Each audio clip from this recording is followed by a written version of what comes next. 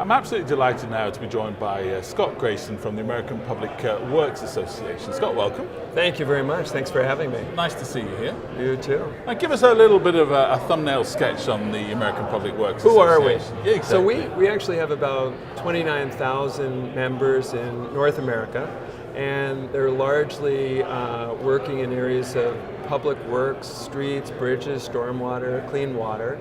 A lot of them start out as engineers and wanted to work in the public sector. The infrastructure is really important at the moment, isn't it? And people are talking about it quite a lot. It is, and I mean, if people are watching the president candidates out there, everybody is speaking about infrastructure.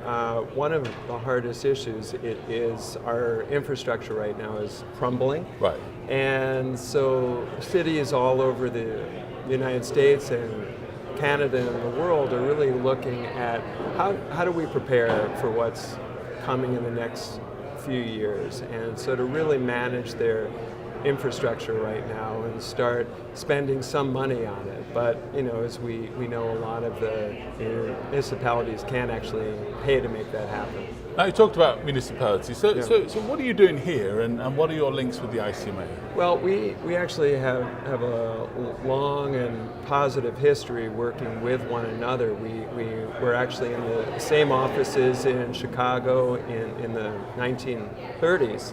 And in those years, a lot of municipal employees all gathered and had weekly meetings, whether it was police or mayors or city managers or people working in public works. And then as years went on, each of our own organizations grew and were stronger. But with ICMA, we've always remained partners, and we've written manuals with them about public works management. Right.